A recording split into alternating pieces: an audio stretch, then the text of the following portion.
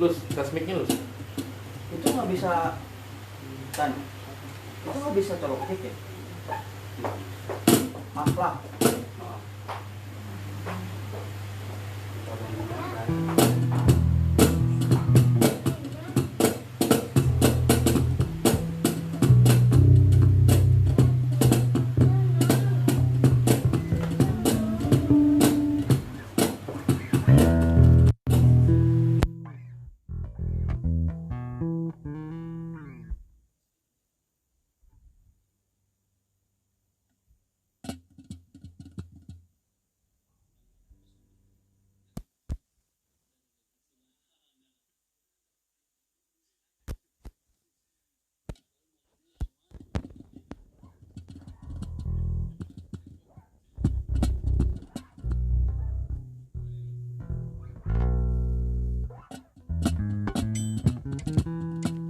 Tes.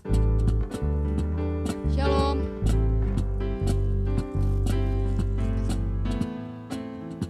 Shalom, selamat pagi.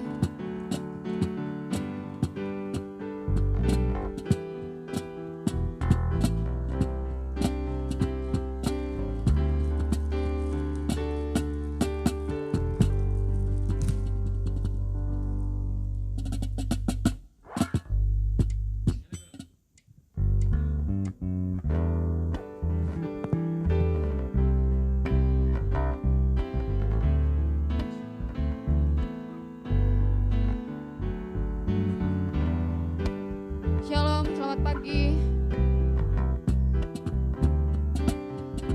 Hari ini kita bersyukur karena Tuhan begitu baik dalam kehidupan kita. Dan kita akan segera mulaikan ibadah kita. Mari seluruh sidang jemaat Tuhan, siapkan hati dan pikiran kita untuk kita datang menghadap hadirat Tuhan.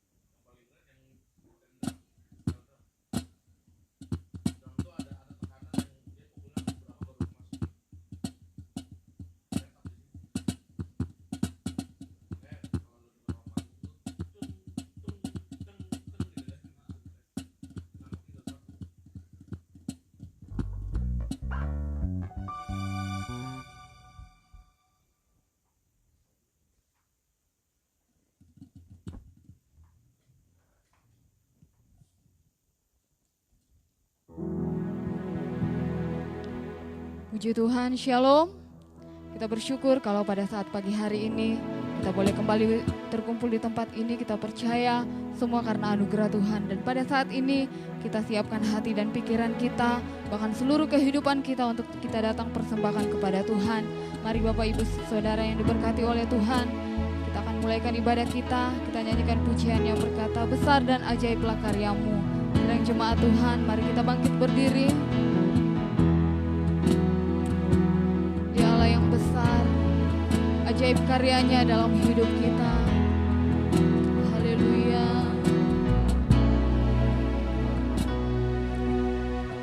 Besar dan ajaiblah karyamu,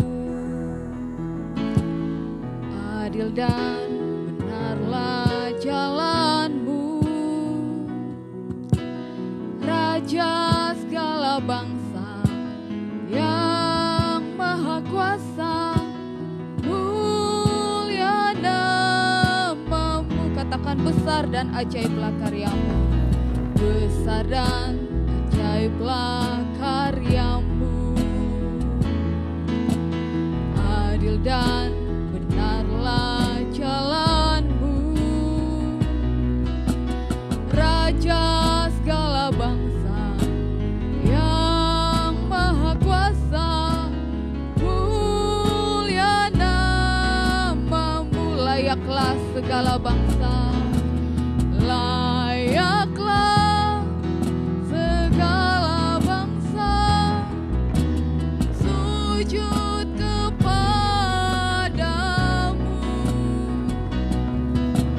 sebab Kau Allah yang kudus, layak disembah. Besar dan ajaiblah karyamu.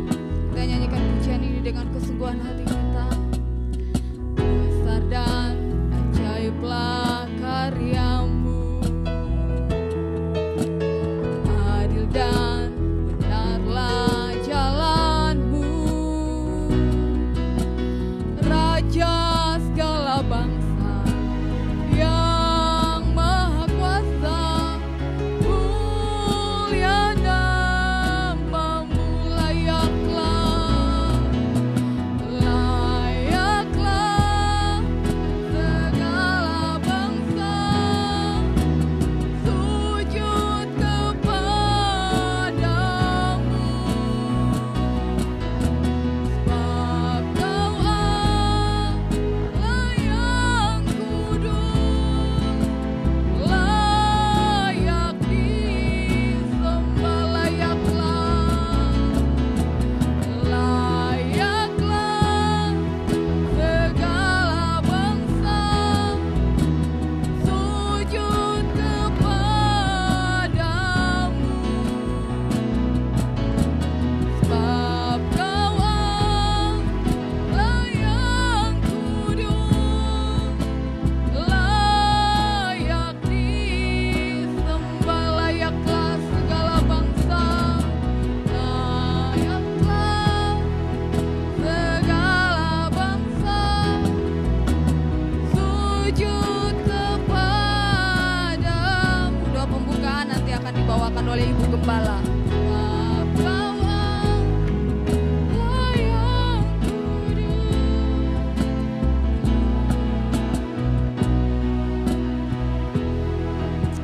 Haleluya, haleluya.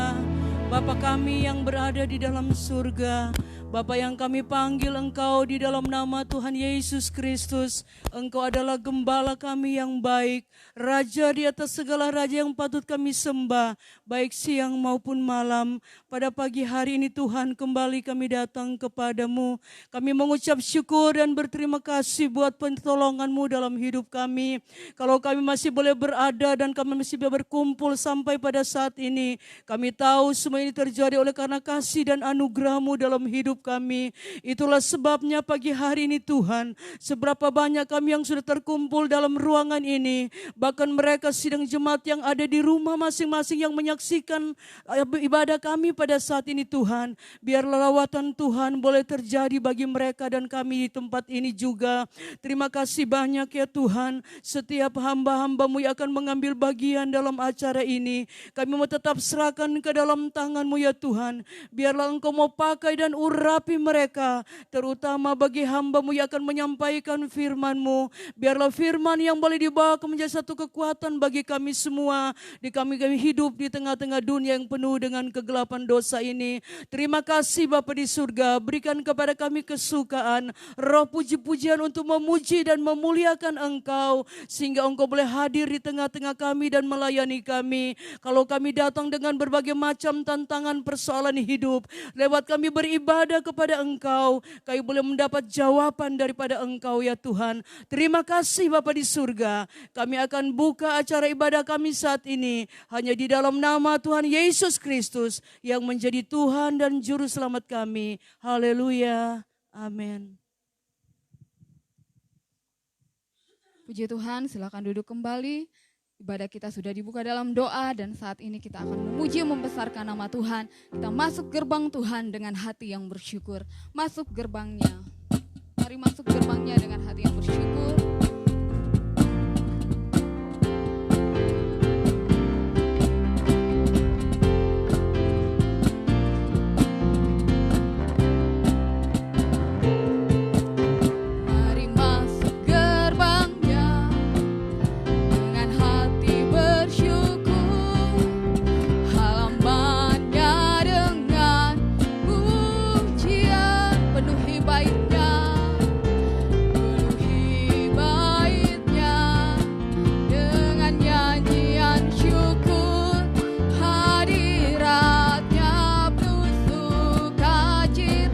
Sebab Tuhan dia baik, sebab Tuhan dia baik, dan anugerahnya kekal selama-lamanya. Amin. Sebab Tuhan dia baik, dan anugerahnya kekal selama-lamanya. Mari masuk gerbangnya.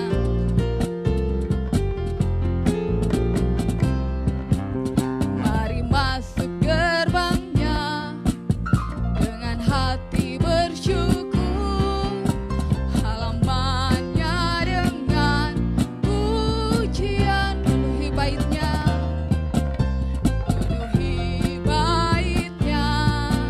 dengan nyanyian syukur.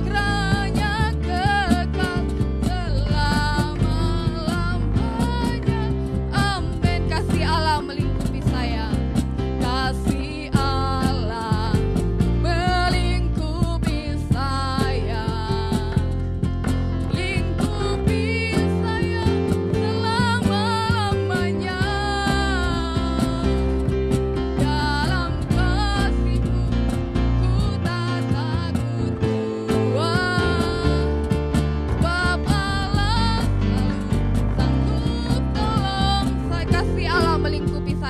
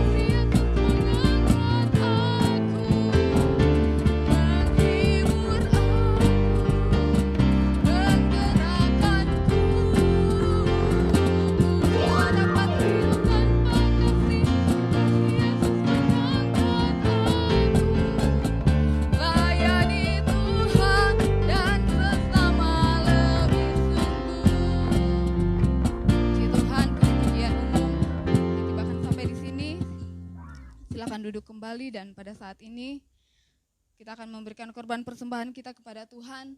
Mari kita berikan yang terbaik dan sambil persembahan dijalankan, kita nyanyikan satu pujian yang berkata, Dialah segalanya, Dia bagiku.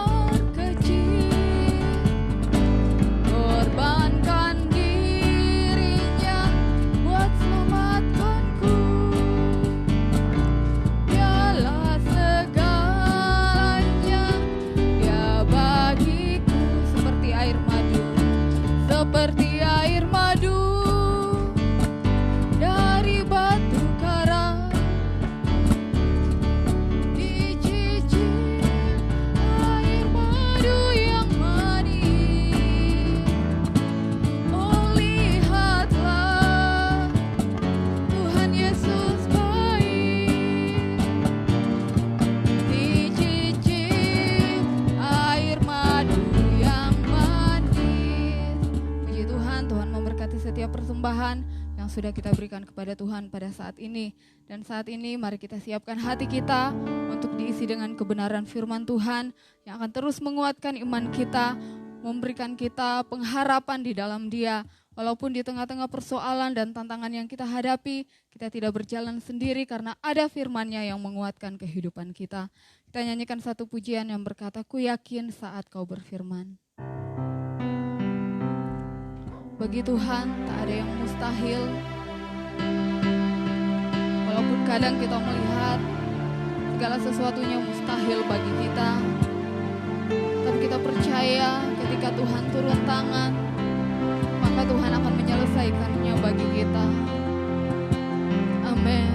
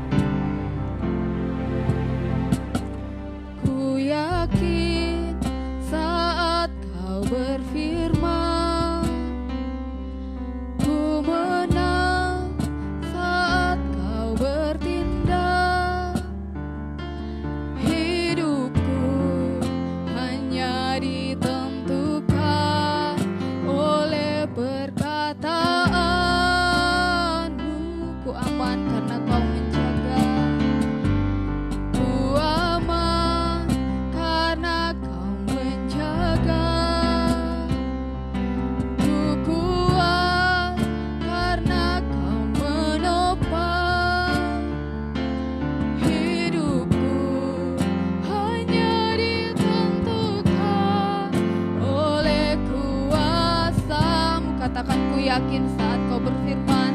Sedang jemaat Tuhan, mari kita bangkit berdiri. Ku yakin saat Kau berfirman, ku menang saat Kau bertindak. Hidupku hanya ditentukan oleh perkataan.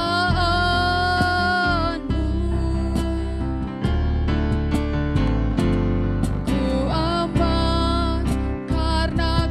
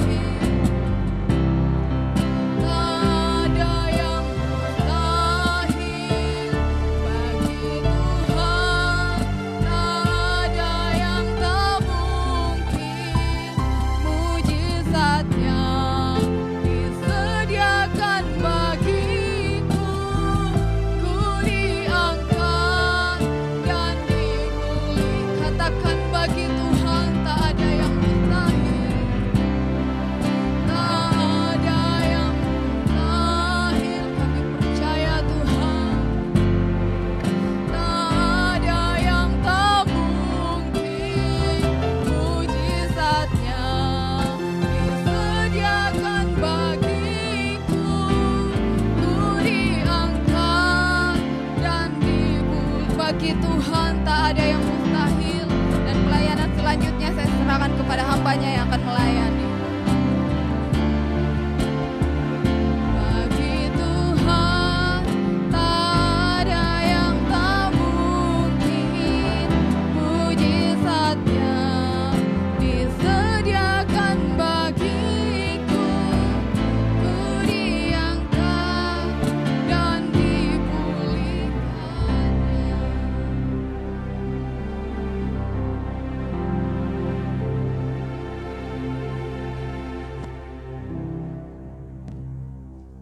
Haleluya, mari kita berdoa.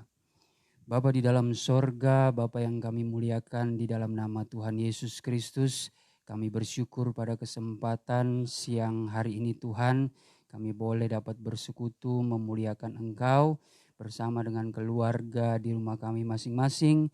Walaupun kami Tuhan berbeda tempat, terbatas dengan ruang dan waktu, tetapi kami percaya ketika hati kami menyatukan untuk mencari, memuji, memuliakan nama-Mu, tentu Engkau hadir di tengah-tengah kami Tuhan. Oleh karena itu layakkanlah kehidupan kami saat ini. Setelah kami memuji-muji Engkau, biarlah hati kami mau belajar diisi dengan kebenaran firman-Mu Tuhan, agar kehidupan kami semakin hari disempurnakan di dalam Engkau. Karena kami tahu Tuhan di dalam menghadapi keadaan sekarang ini, tanpa firman-Mu kami tidak bisa berbuat apa-apa. Tetapi kuasa firman-Mu Tuhan dapat memberikan kami kemampuan, memberikan kami selalu semangat, pikiran yang positif. Terlebih-lebih Tuhan kami boleh melihat ada kemenangan di hari-hari depan. Terima kasih Bapa di sorga. Oleh sebab itu Tuhan kuduskanlah hati kami agar kami boleh layak menerima firman-Mu yang suci dan kudus adanya. Dan Engkau juga memperhatikan dan memperhitungkan setiap persembahan yang sudah diberikan. Engkau Allah sumber pancaran berkat akan mengembalikan berkat-berkat baru dengan berkat jasmani, terlebih berkat rohani. Terima kasih Tuhan, urapi kami semua. Dan kami tahu di saat pemberitaan firman Tuhan selalu ada kuasa kegelapan yang mengintimidasi, yang mempengaruhi, yang mengganggu pikiran dan perasaan kami dengan berbagai cara. Oleh sebab itu Tuhan, kami menolak segala kuasa iblis itu. Hanya di dalam nama Tuhan Yesus Kristus, setan iblis engkau pergi keluar. Darah Tuhan Yesus yang berkuasa. Terima kasih Tuhan, kami siap untuk mendengar dan belajar akan firman-Mu di dalam nama Tuhan Yesus Kristus. Haleluya. Amin. Ya, puji Tuhan, shalom. Ya, salam sejahtera bagi kita semua. Pada kesempatan siang hari ini kita boleh dapat bertemu kembali. Walaupun sebagian ya di tempat ini boleh bersama dengan keluarga. Dan boleh berjumpa juga dengan saudara yang ada di rumah masing-masing. Ya, dengan mengandalkan teknologi yang sangat maju di saat sekarang ini, tetapi kita manfaatkan itu untuk hormat dan kemuliaan bagi Tuhan. Kita manfaatkan itu semua hanyalah untuk supaya kita tetap ada hubungan dengan Tuhan bersama-sama dengan saudara seiman. Walaupun hanya lewat dunia virtual ya, tetapi ya seperti kita bersama-sama sudah doa tadi, bahwa kita mengimani kita boleh satu di dalam Tuhan asalkan hati kita memiliki fokus yang sama hanyalah untuk mencari Tuhan. Puji nama Tuhan, kita buka di dalam suratan daripada Rasul Paulus kepada jemaat di Galatia.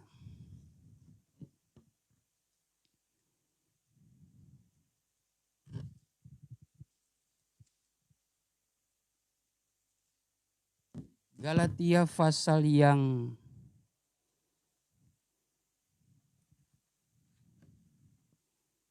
ketiga ayat yang pertama. Mari kita bangkit berdiri. Galatia pasal 3 ayat yang pertama. Dengan judul perikop dibenarkan oleh karena iman. Galatia 3 ayat 1. Hai orang-orang Galatia yang bodoh, siapakah yang telah mempesona kamu? Bukankah Yesus Kristus yang disalibkan itu telah dilukiskan dengan terang di depanmu? Puji nama Tuhan, silakan duduk. Mungkin salah satu orang bisa membaca membaca dalam salinan lama. Ya.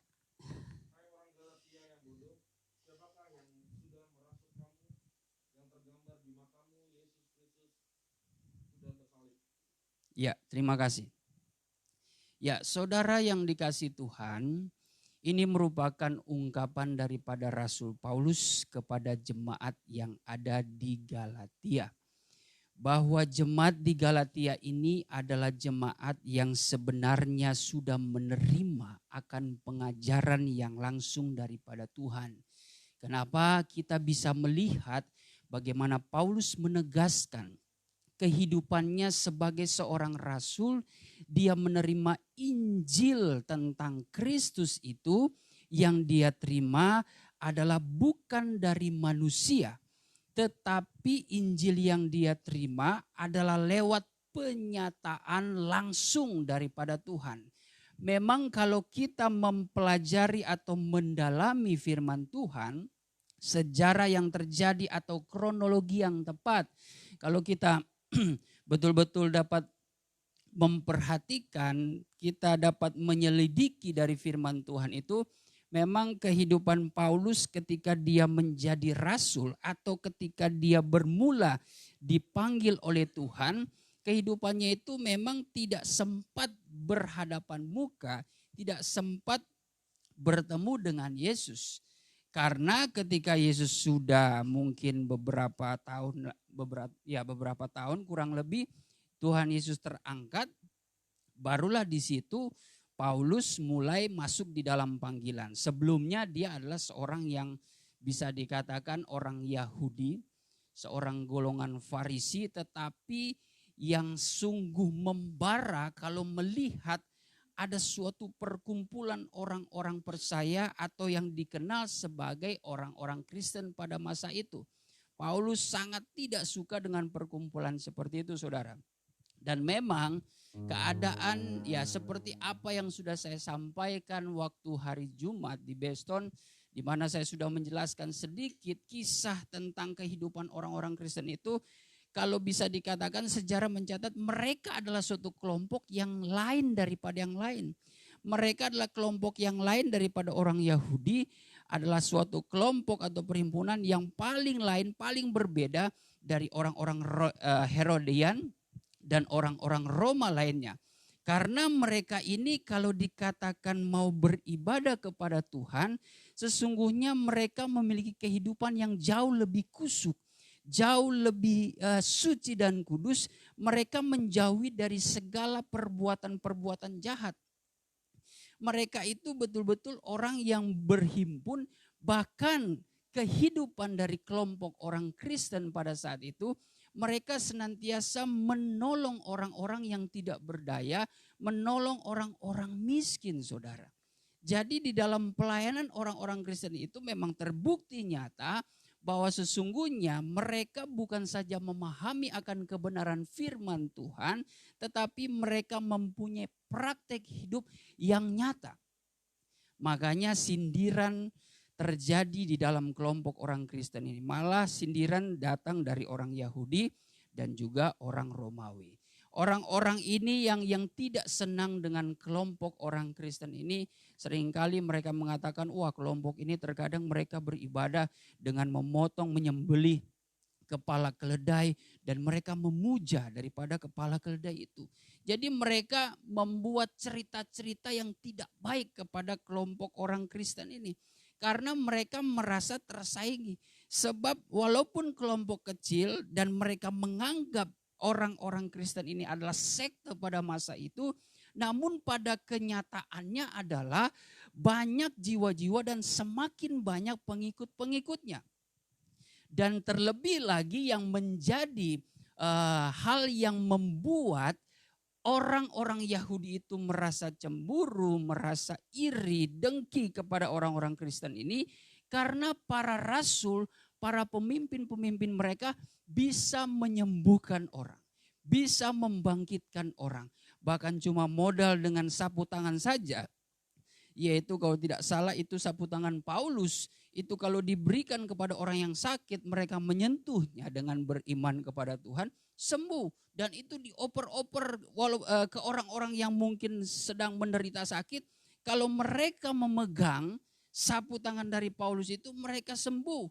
Lebih-lebih lagi Petrus. Petrus cuma kena bayangan seperti ini, saudara. Kita mungkin memijak dari bayangan, ya sumpama Yoel tidak sengaja atau ya karena Yoel yakin bahwa ada kuasa Tuhan lewat bayangan, Yoel cukup pegang bayangan saya. Langsung dia mengalami kesembuhan. Nah, itu luar biasa dan itu adalah hal ajaib yang tidak bisa dikerjakan oleh orang-orang Yahudi dan orang-orang Herodian.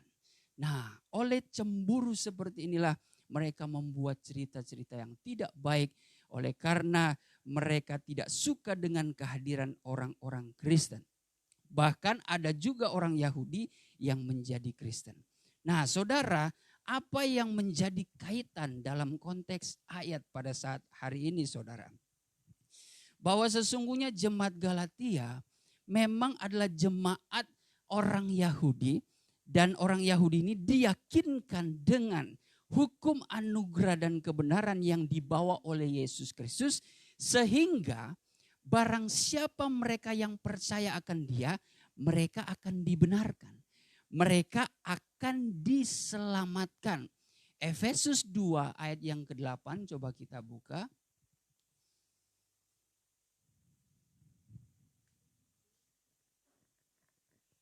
Efesus 2 ayat 8. Ya.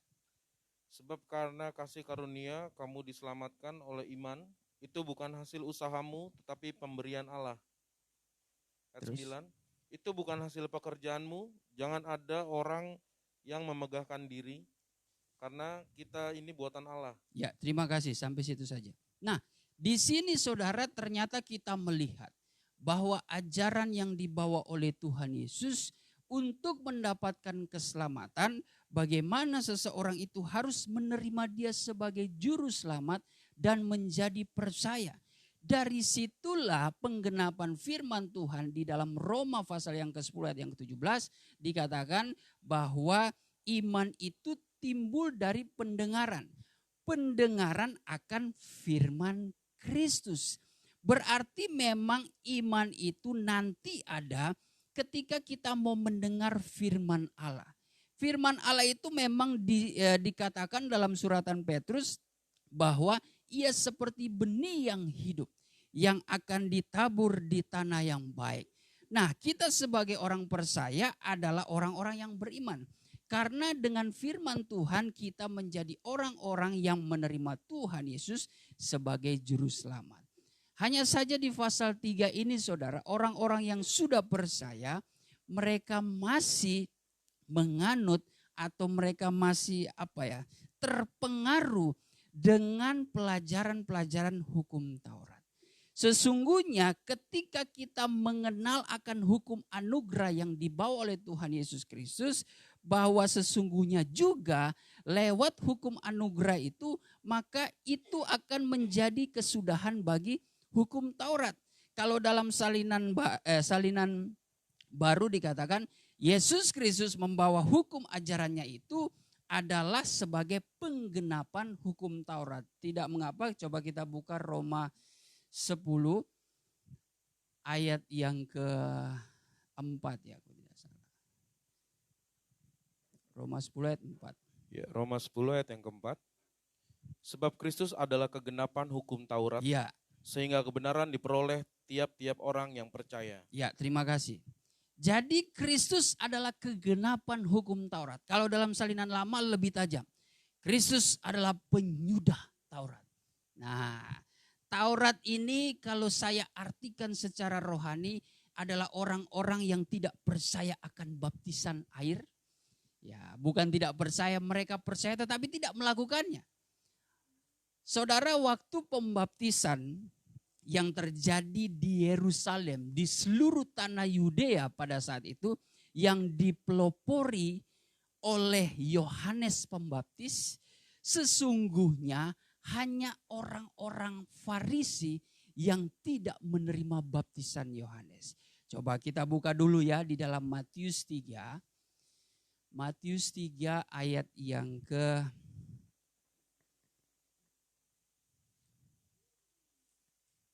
Matius 3 ayat yang ke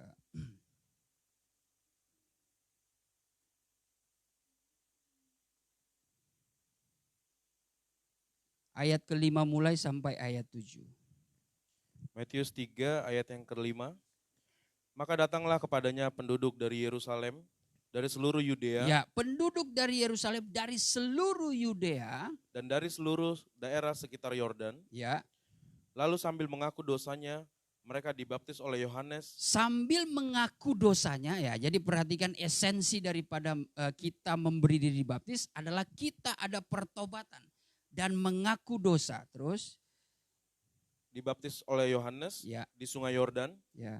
Tetapi waktu ia melihat banyak orang Farisi dan orang Saduki datang untuk dibaptis, Ketika Yohanes Pembaptis ini melihat ada orang Farisi dan orang Saduki, berkatalah ia kepada mereka, ya, "Hai kamu keturunan ular beludak, ya. siapakah yang mengatakan kepada kamu bahwa kamu dapat melarikan diri dari murka yang akan datang?" Ayat 8 silakan. Ayat 8. Jadi hasilkanlah buah yang sesuai dengan pertobatan. Ya, terima kasih. Jadi tampaknya Yohanes dengan ilham Allah, dia sudah melihat segala niat hati motivasi dari orang-orang para ahli Taurat ini. Mereka ini sebenarnya tidak mau melakukan apa yang dikerjakan oleh Yohanes Pembaptis. Sebab mereka juga masih bertanya-tanya, ini siapa orang ini ya?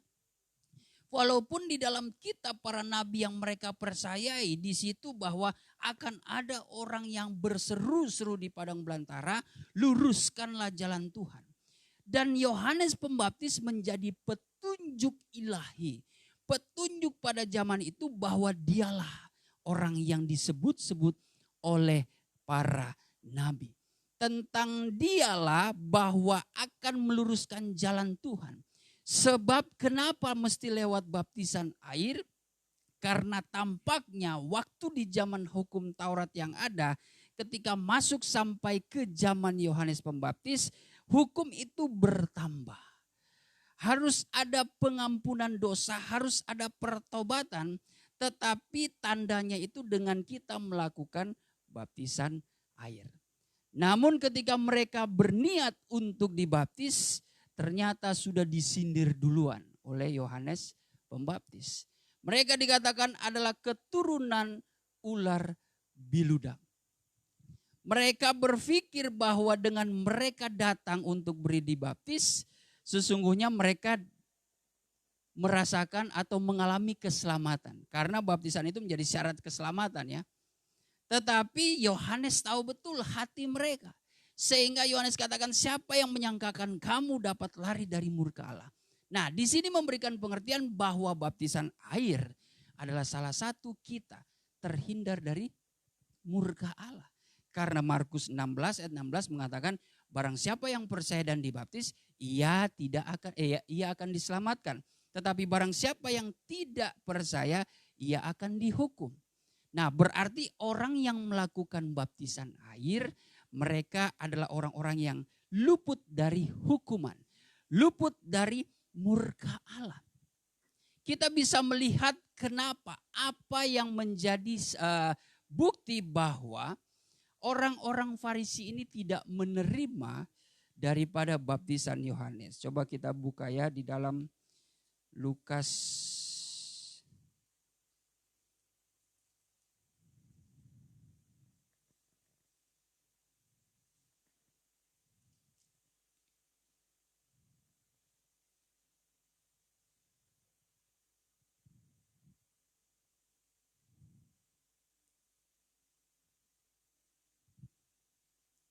saya lupa itu. Lukas pasal yang ke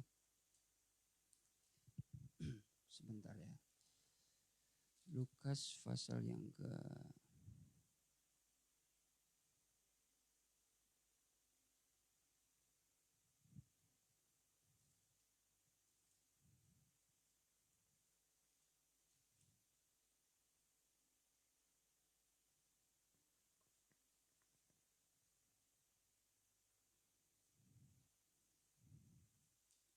Ya, saya lupa itu ayat. Orang Farisi ini tidak menerima baptisan Yohanes. Lukas 9.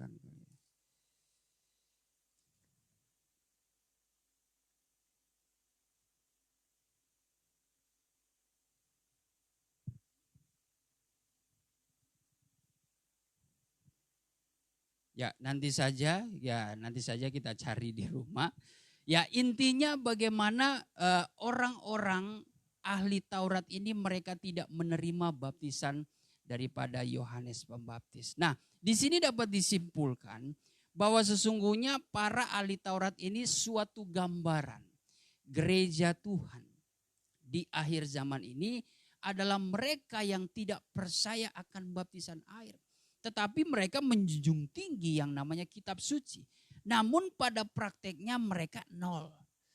Mereka tidak melakukan kehendak Tuhan. Mereka hanya berpadan kepada perbuatan-perbuatan baik.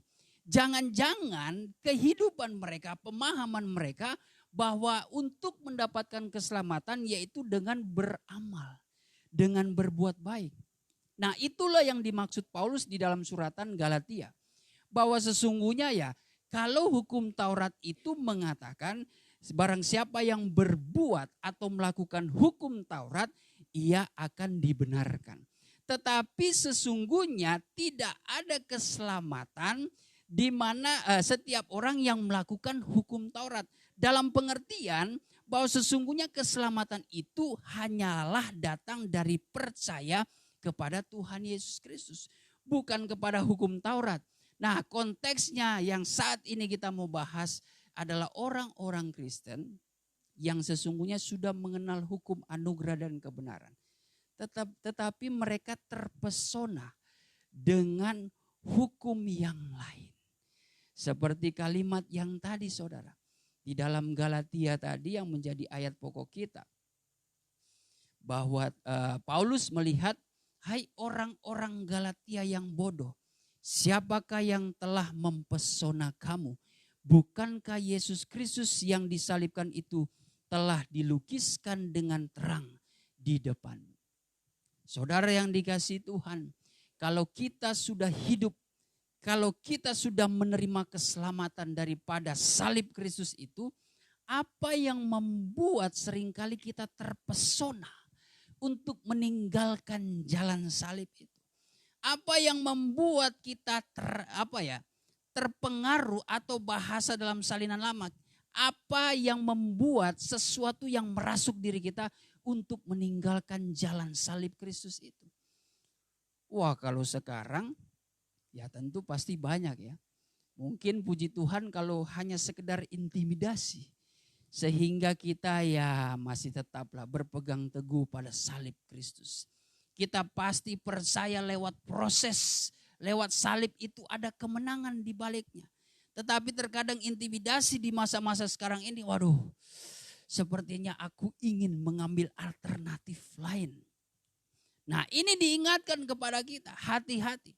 Jangan ada sesuatu pesona-pesona dari dunia ini yang membuat kita akhirnya mulai berpaling menjauhi dari proses Tuhan. Karena ada suatu keraguan-raguan. Padahal jangan seperti jemaat Galatia ini. Sudah diyakinkan dengan pengajaran yang langsung daripada Tuhan. Bahwa pengajaran yang langsung daripada Tuhan mengajarkan kamu untuk menerima suatu berkat Tuhan. Tetapi memang harus melalui suatu proses. Tetapi lewat pengajaran itu jemaat Galatia, mereka boleh sampai memiliki suatu pendirian, kelakuan, perilaku yang baik.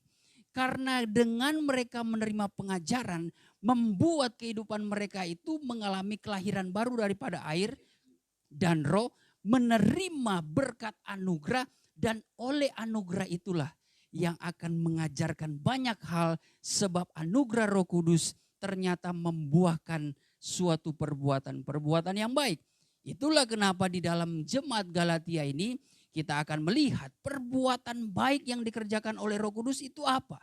Galatia 5 ayat yang ke-22 dan 23. Coba kita baca.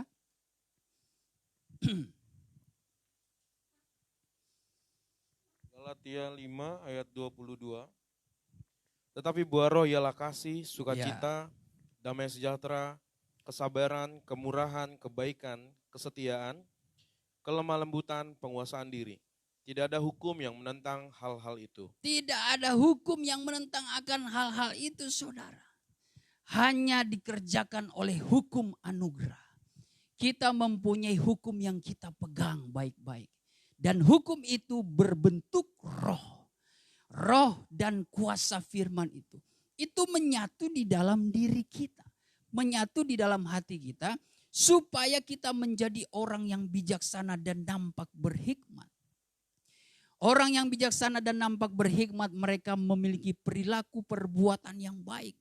Wah, sebenarnya kalau berbicara tentang perbuatan ajaib yang dikerjakan oleh Roh Kudus, buahnya itu baru berbicara tentang satu hal, yaitu kasih saja. Itu sudah mewakili apa yang terdapat di dalam hikmat Salomo. Di dalam kitab Amsal itu kalau saudara membaca, itu semua isinya atau berintikan tentang kasih Tuhan yang mengerjakan di dalam pribadi manusia. Oleh kasih Tuhan itu ternyata memberikan hikmat kepada kita untuk memiliki perilaku-perilaku yang baik. Wah, dalam Amsal Salomo itu justru kita akan mengenal, kita akan belajar cara perilaku, sikap menghadapi orang, menghadapi situasi dengan bijaksana. Karena kita memiliki kasih Allah, saudara. Makanya kalau kita mengasihi Allah, tentu kita ada rasa takut akan Allah. Nah, sedangkan Amsal Salomo mengatakan di dalam pasal 1 ayat yang ke-7 bahwa hikmat pengetahuan itu sesungguhnya didapati daripada sikap yang takut akan Allah. Kalau sikap yang takut akan Allah itu kita pertahankan, maka kita akan senantiasa mendapatkan hikmat yang daripada Tuhan. Tetapi di sini kita diingatkan kembali bahwa hati-hati kita harus menjaga hati kita. Jangan ada sesuatu yang membuat kita terpesona dengan hal-hal lain. Kalau kita sudah diajarkan nih jalur Tuhan seperti ini, harus ada proses. Mau tidak mau harus ada proses. Tetapi yakinlah mau tidak mau saudara akan menerima kemenangan. Mau tidak mau, percaya atau tidak percaya, Tuhan itu bukan seperti manusia. Yang kalau berjanji itu tidak dia tepati. Ketika kita memulai dengan roh, ketika kita memulai dengan iman, awas. Biasa di tengah jalan itu seringkali ada sesuatu yang mempesona. Membuat akhirnya kita beralih. Kita justru yang tadinya mengasihi Tuhan dengan tubuh, jiwa, dan roh kita. Namun melewati proses itu kita mulai terganggu. Nah, seperti bangsa Israel kan. Bangsa Israel itu sudah mau dekat-dekat tanah Kanaan. Di padang belantara mereka mulai terganggu. Makanya banyak yang binasa, saudara. Nah, ini juga merupakan kehidupan kita secara rohani. Saat kita untuk mencapai berkat Tuhan, di tengah-tengah proses jangan ada yang mempesona pikiran kita. Jangan ada yang membuat sesuatu roh lain merasuk dalam diri kita supaya kita mulai kecewa kepada Tuhan. Mungkin kita menunggu waktu Tuhan kok sepertinya tidak ada jawaban. Akhirnya kita mulai terpesona dengan hal-hal dunia. Dengan segala keinginan dunia. Wah, ketika setan melihat semua itu menjadi kesempatan yang baik. Setan selalu memanfaatkan suatu celah kecil apapun, saudara. Maka dia akan menyesatkan, dia akan menawarkan jalan-jalan alternatif. Bagaimanapun caranya setan akan mencoba kehidupan kita supaya kita semakin terikat dengan dunia dan menjauhi Tuhan. Nah, ini yang terjadi di dalam jemaat Galatia. Mereka yang sudah memulai dengan roh, tetapi akhirnya mereka mengakhiri dengan daging. Coba Galatia 3 tadi, ayat yang seterusnya ya. Ayat kedua dan ketiga sampai 4. Galatia 3 ayat yang kedua. Hanya ini yang hendak ku ketahui daripada kamu. Adakah kamu telah menerima roh karena melakukan hukum Taurat atau karena percaya kepada pemberitaan Injil? Ayat yang ketiga. Adakah kamu sebodoh itu? Adakah kamu sebodoh itu? Kamu telah mulai dengan roh, Ya. Maukah kamu sekarang mengakhirinya di dalam daging? Kamu sudah memulai dengan roh Kristus, beriman kepada Tuhan.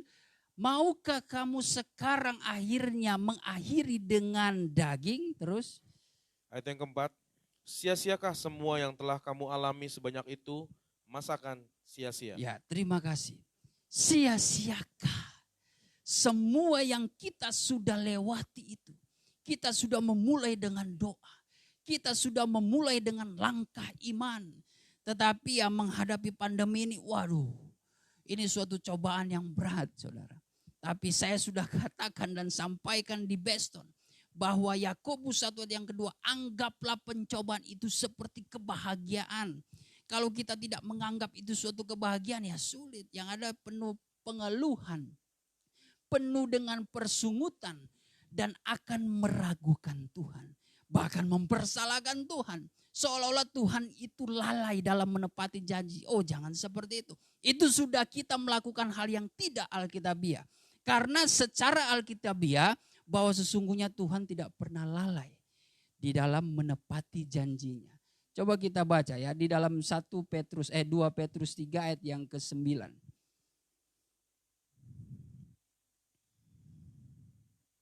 2 Petrus 3 ayat yang ke-9. Tuhan tidak lalai menepati janjinya. Tuhan tidak lalai menepati janjinya. Sekalipun ada orang yang menganggapnya sebagai kelalaian. Walaupun kita seringkali kalau tidak menemukan jawaban, langsung kita ini Tuhan lalai ini. Terus? Tetapi ia sabar terhadap kamu. Namun Tuhan sabar terhadap kamu, terhadap kita yang senantiasa mengeluh, mempersalahkan keadaan dan mempersalahkan Tuhan. Terus? Karena ia menghendaki supaya jangan ada yang binasa, Ya. melainkan supaya semua orang yang berbalik dan bertobat. Ya, terima kasih. Jadi ternyata kalau Tuhan sudah berencana dalam kehidupan kita, Tuhan sudah berjanji, percayalah Dia akan menyelamatkan kita. Akan menyelamatkan kita dari masa-masa keterpurukan, menyelamatkan kita dari masa pandemi ini, menyelamatkan kita dari masa-masa kesulitan, masa-masa kesesakan. Memang terkadang kita berjuang untuk melawan logika kita. Karena sesungguhnya kalau saya merenungkan saudara, di akhir zaman ini Tuhan sedang mencoba, bukan mencoba ya, maksudnya Tuhan sedang menguji iman setiap orang-orang percaya selama ini seperti apa. Tuhan sedang menegakkan kebenarannya. Bagi orang-orang yang hidup di dalam iman, Tuhan akan membuktikan suatu mujizat yang murni. Bukan mujizat yang dijual-jual oleh acara-acara KKR. Yang diobral dengan acara-acara KKR di luar sana. Yang terkesan mujizat tetapi ada skenario. Ada akal-akalannya manusia. Jadi ya seolah-olah mereka disembuhkan. Padahal orang-orang mereka juga. Ya walaupun tidak semua ya. Tetapi kalau kita bersama-sama kembali ke Alkitab saudara. Proses penyembuhan itu, mujizat yang terjadi banyak kali Tuhan justru menyembunyikannya. Bukan berarti Tuhan itu tidak menutup orang-orang itu untuk melihat mujizat. Tetapi Tuhan tahu betul pikiran manusia saudara. Bahwa sesungguhnya mujizat itu justru tidak membawa kepada pertobatan. Banyak kok dari kita, ya termasuk diri saya. Kita terkadang kalau lagi masa tertekan, lagi dapat sakit, kita datang kepada Tuhan. Tuhan tolong ampunilah, kita sebut semua kesalahan kita. Tuhan ampuni, saya berjanji kalau engkau sembuhkan saya akan lebih giat. Dan sebagainya. Dan sebagainya.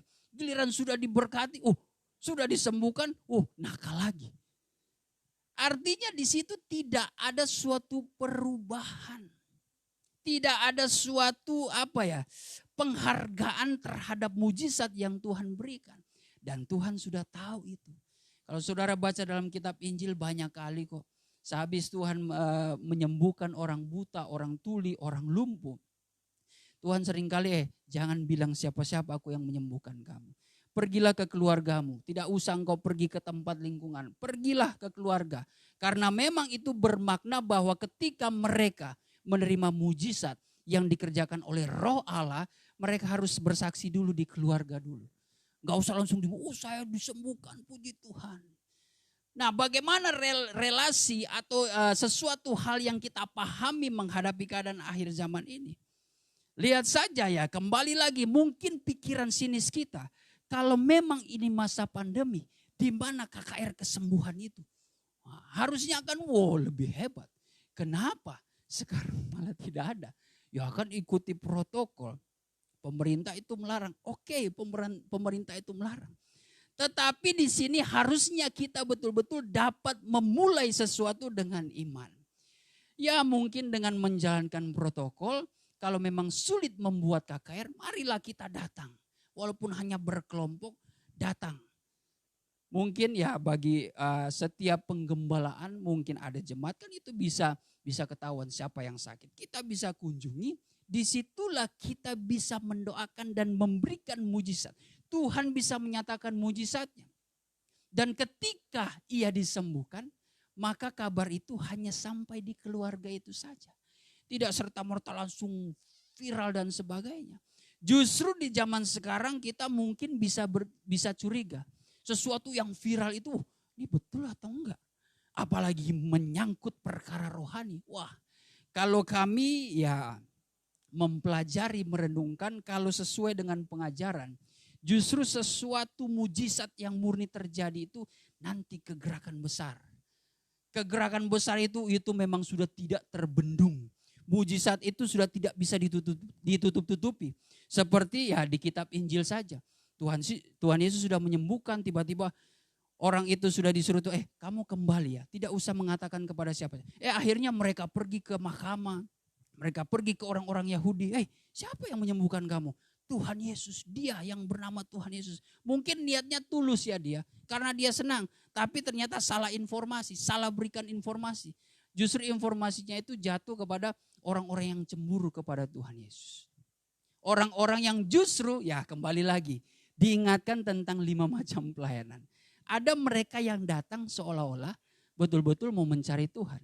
Tapi kalau pelayanan bertipe seperti ahli-ahli Taurat dan orang Yahudi, mereka itu datang cuma mau lihat mujizat. Mujizat ini betul enggak? Dan setelah itu mereka hanya melihat kekurangannya saja. Nah ini yang harus kita pahami keadaan sekarang ini saudara. Mujizat yang terbaik adalah mujizat perubahan hidup kita. Terkadang ya kita memiliki kesehatan, pemulihan di dalam tubuh jasmani kita. Namun penyakit rohani kita itu tidak sembuh-sembuh. Itu justru yang menentukan segala tindakan, segala kegiatan kita, segala aktivitas kita. Karena kalau dari dalam itu kita sudah memiliki rohani yang sehat, memiliki kebenaran Allah, maka setiap tindakan kita pasti akan selalu baik. Pasti akan selalu baik.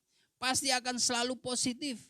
Tapi kalau hanya sekedar tindakan luarnya saja, tapi hati kita itu tidak damai sejahtera, maka itu akan terbukti, terjawab oleh waktu. Dia tidak akan stabil, tidak akan konsisten saudara. Mungkin cuma hari ini, besoknya udah berubah. Janji hari ini ya besok udah berubah juga. Tetapi kalau kita hidup di dalam Tuhan, maka kita pasti akan dapat melakukannya itu dengan setia. Ya manusia memang butuh proses, namun Tuhan mau melihat sampai di mana kesukaan kita. Terlebih dalam ayat firman Tuhan pada saat ini, kita harus betul-betul menjaga hati kita. Menjaga kehidupan kita. Jangan ada sesuatu yang mempesona pikiran dan perasaan kita. Hati-hati jangan seperti Hawa yang sudah diperdayakan oleh ular. Dirayu, dibujuk oleh Tuhan. Dibujuk oleh ular. Akhirnya Hawa pun terpedaya.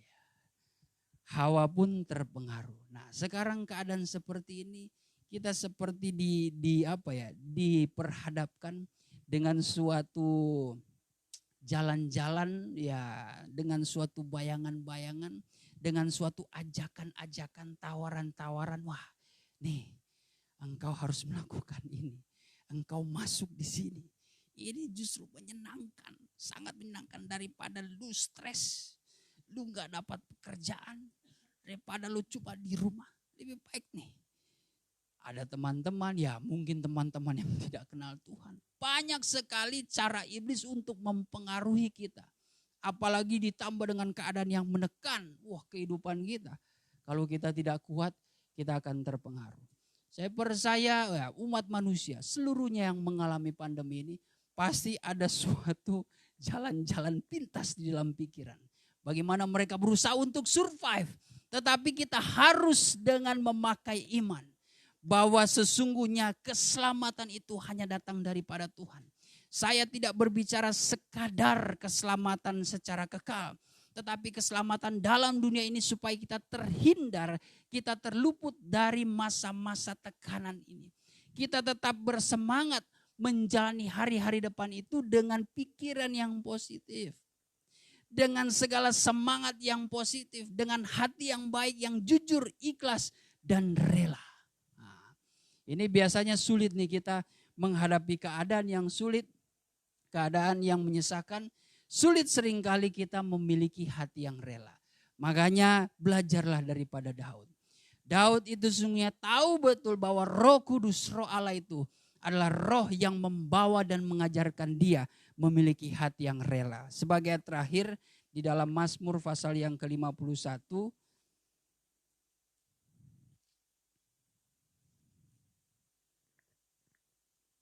Mazmur 51 ayat yang ke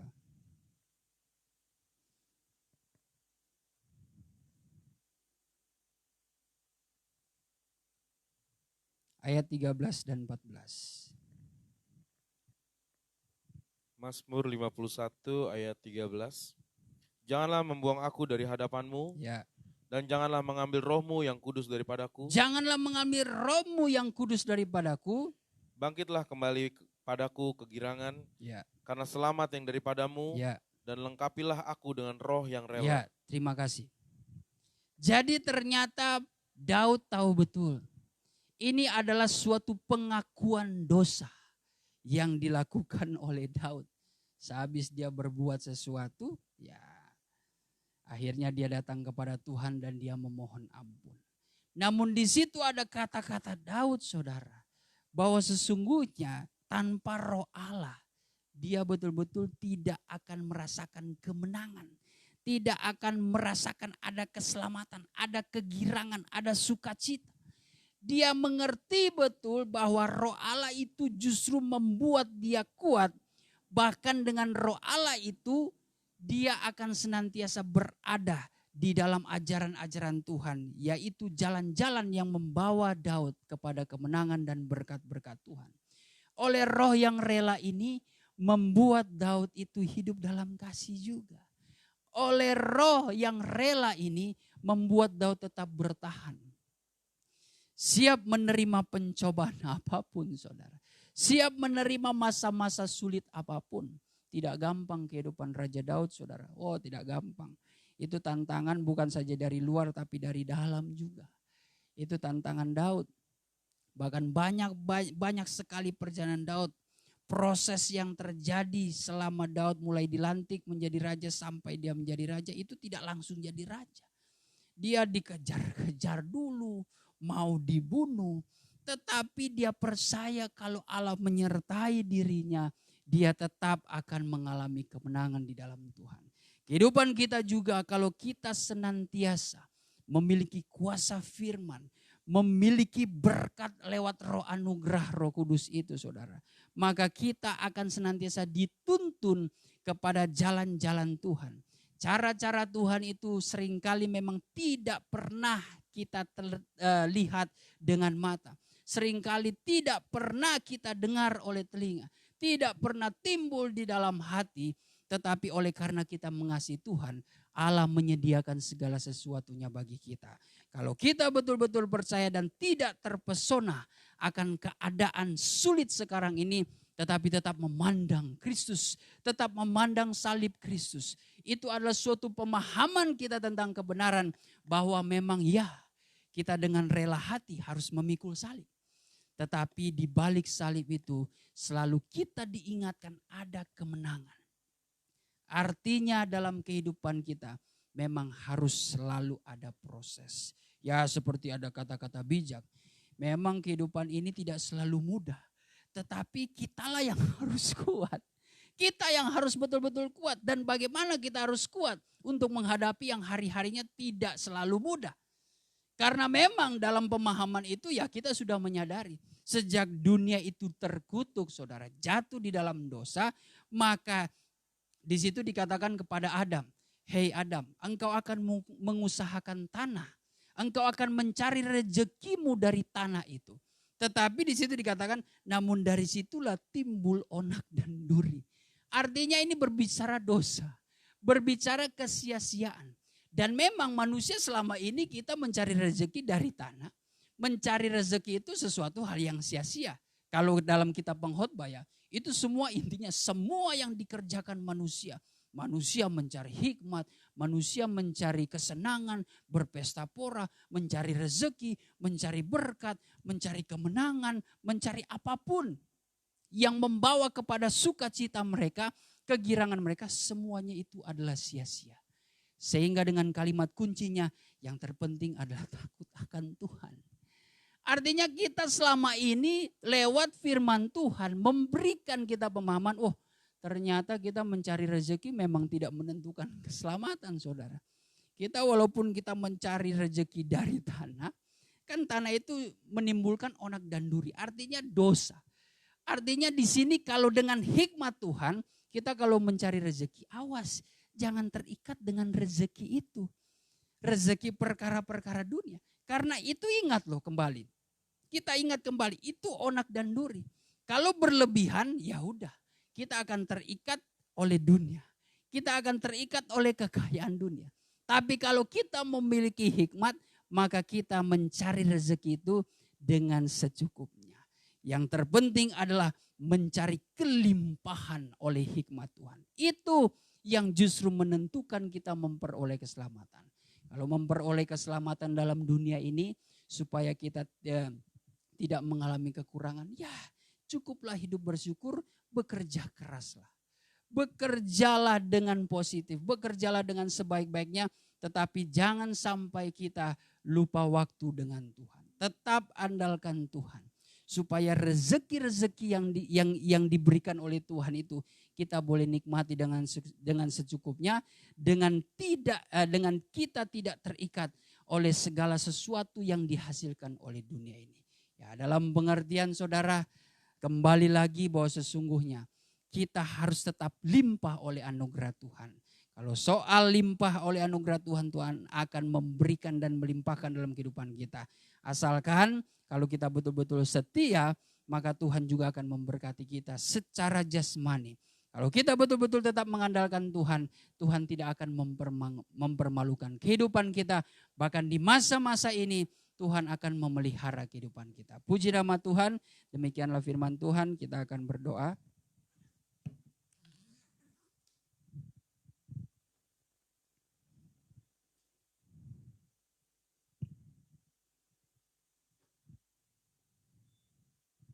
Haleluya.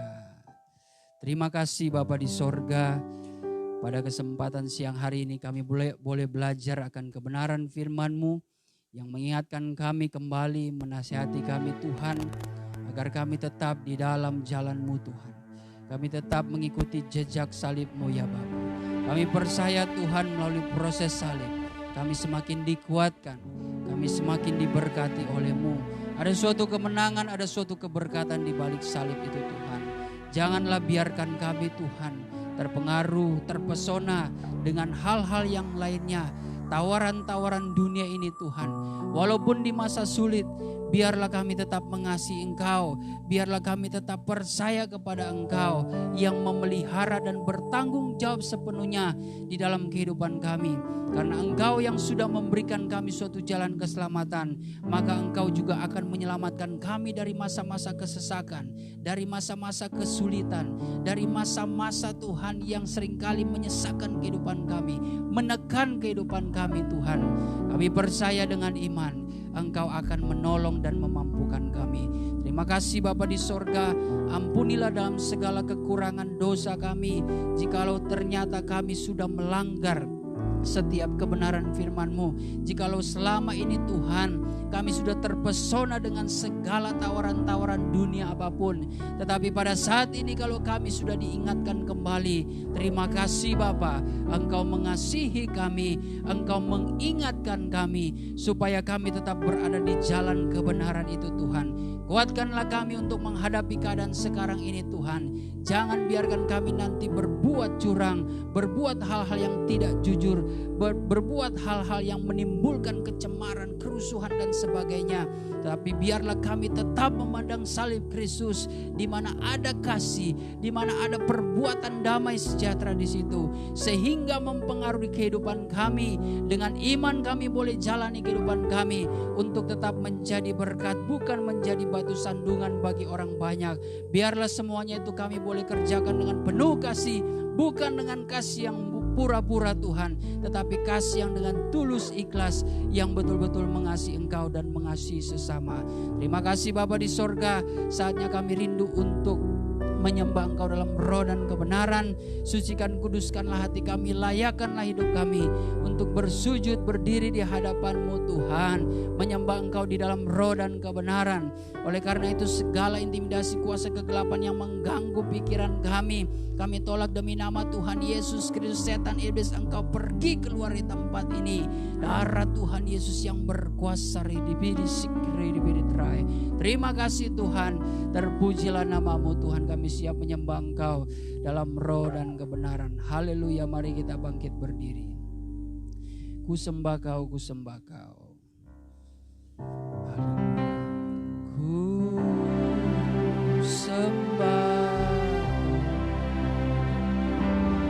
ku sembah.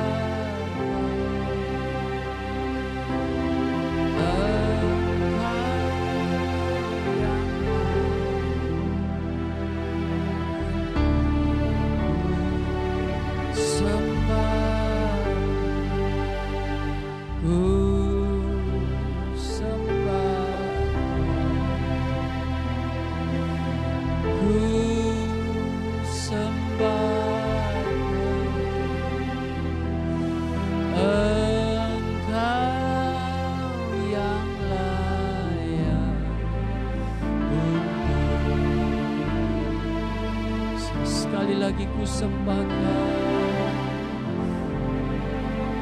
ku sembah Kau, ku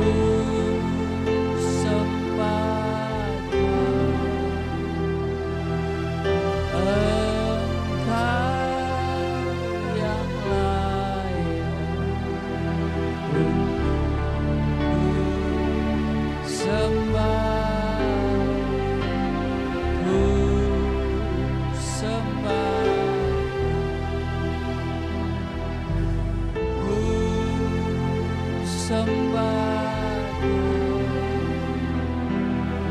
Kau. Engkau yang layak untuk sembah.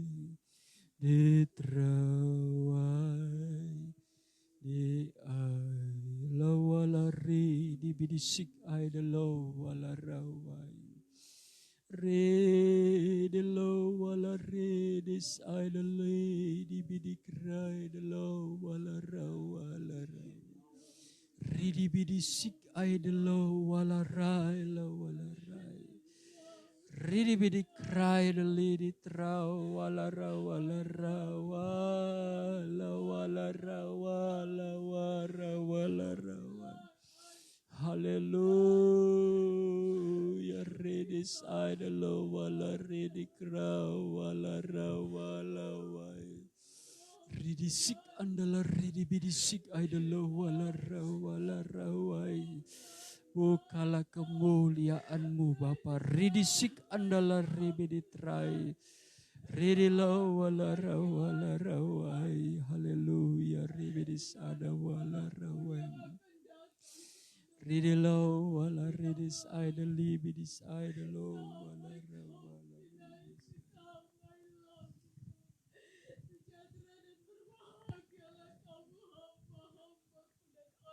Anakku, karena dari tempatku yang maha tinggi, yaitu tahta kemuliaanku, aku turun di tengah-tengah kamu saat ini. Rela, I didn't know you come tonight. Aku datang untuk melayani kamu, bukan untuk dilayani. Oleh sebab itu menyerahlah kamu dengan sungguh-sungguh, hai hamba-hambaku dan anak-anakku. Now the sick come, I know the Lord come. Firmanku aku sudah sampaikan melalui bibir mulut hambaku. Tetapi aku bertanya kepada kamu saat ini, adakah kamu mengerti apa yang aku sampaikan, hai hamba-hambaku dan anak-anakku? Firmanku itu adalah aku sendiri. Aku sampaikan karena aku sangat mengasihi kehidupan kamu. Naidillah, I come tonight, come. Aku mau menyelamatkan hidup kamu. Oleh sebab itu, hai hamba-hambaku dan anak-anakku, kalau kamu sudah menerima anugerah keselamatan daripadaku, pegang teguh-teguh itu. Naidillah, I come tonight, come. Aku tahu banyak tantangan yang harus kamu hadapi di tengah-tengah dunia ini. Railah, I didn't know. Tetapi pandanglah kepadaku yang mempunyai kehidupan kamu, hai hamba-hambaku dan anak-anakku. Tiada sekalipun aku meninggalkan kehidupan kamu. Naidillah, I come tonight, Lord. Oleh sebab itu berpeganglah teguh-teguh kepada pengharapan yang aku berikan kepada kamu, hai hamba-hambaku dan anak-anakku. Naidillah, I come tonight, Lord. Biarlah setiap firman dan pengajaran yang sudah aku berikan kepada kamu akan kamu pegang itu. Naidillah, I come tonight. Jangan tinggalkan pengajaran yang sudah sering aku sampaikan kepada kamu, karena hal itu menentukan keselamatan kamu. Nilai naik come tonight. Hamba-hambaku dan anak-anakku, bekerjalah kamu walaupun di masa-masa yang susah, karena aku akan memberikan penghiburan kepada kamu. Naidillah, I come tonight. I know they come to side and know the Lord. Demikianlah suara rohku, berbahagialah kamu yang sudah mendengarkan. Terima kasih Bapa di sorga, pada kesempatan ini kami boleh dapat berhimpun bersama-sama Tuhan dengan jemaat, walaupun Tuhan terbatas ruang dan waktu, tetapi biarlah Tuhan hati kami tetap menyatu Tuhan di dalam peribadatan kami, di mana kami memuji, memuliakan, menyembah Engkau sebagai Allah kami yang hidup. Engkau Allah yang sempurna dalam kehidupan kami Tuhan, senantiasa memelihara kehidupan kami, terbukti sampai saat hari ini kami boleh ada sebagaimana kami ada, semua karena kemurahan-Mu ya Tuhan. Pada kesempatan ini ya Bapa, Kami mau bersyukur kepadamu bahwa Engkau telah berbuat sesuatu yang ajaib bagi kami. Kami boleh Tuhan dapat mendengar, belajar akan firman-Mu, mengingatkan kami senantiasa, menegur kami Tuhan, agar kami tetap berada di jalan kebenaran itu. Sebab selalu ada janji firman-Mu Tuhan yang akan menjamin kehidupan kami. Terlebih di dalam kami menghadapi keadaan sekarang ini Tuhan. Sesungguhnya hanya Engkaulah satu-satunya harapan kami Tuhan. Biarlah kami tetap berdoa namun bekerja juga. Namun dengan iman kami melangkah bahwa Engkau senantiasa Tuhan menyertai setiap langkah kami, menyertai dan memberkati setiap pekerjaan tangan kami Tuhan. Oleh karena itu Tuhan, tetapkanlah hati kami untuk tetap beriman, tetap berharap dan mengandalkan Engkau di dalam kehidupan kami. Terima kasih Bapa pada kesempatan ini. Biarlah Tuhan kami bersama-sama berdoa lewat kuasa firman yang ada, lewat kuasa Roh Kudus menjamah setiap kami pribadi lepas pribadi Tuhan. Baik mereka yang sakit akan disembuhkan, mereka yang lemah akan diberikan kekuatan baru, mereka yang susah hati akan diberikan penghiburan oleh-Mu Tuhan. Bahkan mereka yang tertutup jalan, Engkau akan membukakan jalan bagi mereka. Terima kasih Bapa di sorga. Kami percaya kuasa Allah bekerja dengan sempurna di dalam perhimpunan ibadah kami. Bahkan kami berdoa bagi kaum keluarga kami masing-masing dimanapun mereka berada, ataupun bersama-sama dengan kami pada saat ini. Biarlah Engkau tetap memberkati kaum keluarga kami Tuhan. Engkau tetap menjaga, memelihara di dalam segala pekerjaan, di dalam segala usaha yang kami kerjakan. Tuhan, Engkau senantiasa membuka jalan Tuhan, memampukan kami, memberikan hikmat yang daripada-Mu, kebijaksanaan untuk kami menghadapi keadaan ini Tuhan. Dengan penuh pengharapan hanyalah kepada Engkau saja. Terima kasih Tuhan, kami tetap membawa bangsa dan negara kami Tuhan, bersama dengan pemerintahan yang ada. Kiranya Engkau memberikan kebijaksanaan, kekuatan, kemampuan bagi mereka sebagai pemerintah yang ada, untuk mereka boleh dapat mengatasi persoalan, mengatasi Tuhan pandemi ini dengan kebijaksanaan yang daripada-Mu, sehingga Tuhan bangsa kami boleh semakin hari Tuhan semakin diberkati, semakin dilindungi oleh kuasa-Mu Tuhan. Oleh sebab itu Tuhan, Engkau tetap memberkati pemerintah kami ya Bapa, baik dari Presiden kami Jokowi Tuhan sampai kepada para menteri, gubernur Tuhan, sampai pemimpin yang terbawa. Engkau tetap Tuhan memberkati, memberikan roh takut akan Engkau, memberikan kebijaksanaan, terlebih lindungilah kehidupan mereka juga dengan berkat kekuatan, kesehatan yang daripada-Mu Tuhan. Bahkan Tuhan setiap Tuhan para dokter, para medis Tuhan, perawat yang ada, aparat-aparat keamanan Tuhan yang terlibat di dalam Tuhan mengatasi persoalan pandemi ini, sebagai garda terdepan Tuhan, Engkau lindungi mereka, berikan kekuatan Tuhan. Bahkan setiap korban-korban yang terjangkit Tuhan, di dalam nama Yesus kami percaya kesembuhan ilahi itu terjadi Tuhan. Bahkan kami tetap memohon belas kasih-Mu. Jauhkanlah kiranya Tuhan dengan bertambahnya korban-korban jiwa Tuhan yang meninggal. Tetapi walaupun kami percaya semua adalah kedaulatan-Mu, Engkau yang menentukan kejejakan manusia. Tetapi kami memohon kepada-Mu Tuhan, mujizat-Mu Engkau nyatakan secara Tuhan murni di dalam kehidupan setiap orang-orang percaya yang mengandalkan Engkau dan selalu mencari Engkau, sehingga kami terluput dari segala pandemi ini Tuhan. Terima kasih Bapa di surga. Tentu kami berdoa juga bagi bangsa-bangsa lain, sebab kami semua di dalam dunia ini merasakan Tuhan akan dampak pandemi ini ya Bapa. Terima kasih Tuhan, biarlah kami tetap mengandalkan Engkau, sebab mata-Mu tertuju kepada orang-orang benar yang hidup mengasihi Engkau. Terima kasih Tuhan. Terpuji-pujilah nama-Mu. Inilah yang menjadi doa dan permohonan kami. Engkau tetap sertai langkah kami Tuhan. Bahkan setiap pekerjaan usaha bisnis yang dikerjakan oleh sidang jemaat-Mu, kaum keluarga kami, sanak saudara yang ada Tuhan, Engkau tetap membuka jalan, memberikan hikmat, kesabaran, kemampuan untuk mereka bergumul di dalam setiap aktivitas mereka hari demi hari Tuhan. Kami percaya selalu ada janji firman yang membawa kemenangan dari setiap usaha dan kerja keras mereka Tuhan. Terima kasih Bapa di sorga. Ini yang menjadi doa dan permohonan kami, dan kami akan akhiri ibadah kami dengan penuh ucapan syukur di dalam nama Tuhan Yesus Kristus. Haleluya. Saudara dan saudariku yang dikasihi Tuhan, Terimalah berkat damai sejahtera yang dianugerahkan Allah Bapa di sorga oleh cinta dan kasih sayang Tuhan Yesus Kristus di dalam persekutuan Allah Roh Kudus tinggal diam di hati kita, memberikan penghiburan, pengharapan baru, sukacita sorga dan kekuatan yang baru. Berkat kemenangan ini akan menjadi bagian kita dan akan menyertai kita mulai hari ini, esok, dan sampai Tuhan Yesus datang kembali menjemput gerejanya di atas awan-awan di dalam kemuliaan yang kekal sebagai Raja di atas segala raja. Haleluya, haleluya. Amin. Puji Tuhan, silakan duduk.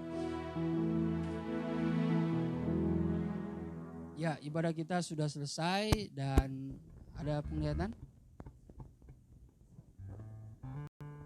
Ya, kalau tidak ada yang disampaikan, ya oke.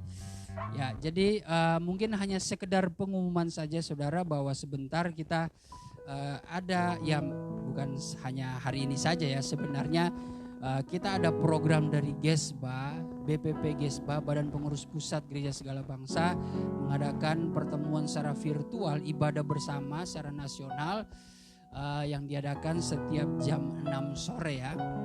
Puji Tuhan masih berjalan sampai sekarang ini dan ya kebetulan minggu ini dipercayakan kepada BPJ daripada Gesba New Ephrata. Ya, mungkin infonya juga saudara sudah melihat di grup yang sudah saya share, di mana ya di situ melibatkan jemaat juga tim penata layan khususnya, dan juga nanti sebentar Ibu Gembala yang akan berkhotbah. Jadi ya kalau memang ada berkesempatan, tidak ada kesibukan, tidak ada kegiatan, atau saudara juga tidak capek, tidak ngantuk, ya bisalah kita sama-sama join ke dalam Zoom itu di acara ibadah bersama secara nasional dalam ibadah Badan Pengurus Pusat Gereja Segala Bangsa. Puji Tuhan, doakan saja. Dan untuk pengumuman ya saya kira itu saja dulu. Ya mungkin ada pengumuman tentang bagaimana kita ingin mengadakan Natal. Ya tentu dengan keadaan seperti ini biaya-biayanya ya saya sudah berbicara dengan beberapa anak Tuhan, jemaat, bahwa kita akan tetap mengadakan online. Ya secara online, tetapi kita akan menyewa satu tempat seperti studio. Ya mungkin secara dana biayanya akan jauh lebih minim ya kalau perkiraan kita, karena kita hanya menyewa studio saja dan di situ kita akan melakukan siaran langsung, dan yang ada di situ cuma pengkhotbah dan penata layan saja ya. Penata layan saja, dan ya sisanya tinggal bagaimana saudara melihat dari via Facebook ya. Kalau Zoom kayaknya tidak, kita akan mengadakannya, menyiarkannya lewat live di Facebook. Ya doakan saja bagaimana perkembangannya, karena banyak sekali pertimbangan di dalam menghadapi keadaan pandemi ini. Puji Tuhan, semoga program-program Gesba New Ephrata berjalan dengan baik, terutama berjalan dengan iman pada Tuhan, supaya Tuhan membuka jalan dan menyediakan segala sesuatunya. Puji nama Tuhan. Saya kira itu saja ya. Terima kasih saudara sudah menyaksikan ibadah kami lewat Facebook. Salam buat keluarga di rumah. Tuhan Yesus memberkati kita semua. Amin.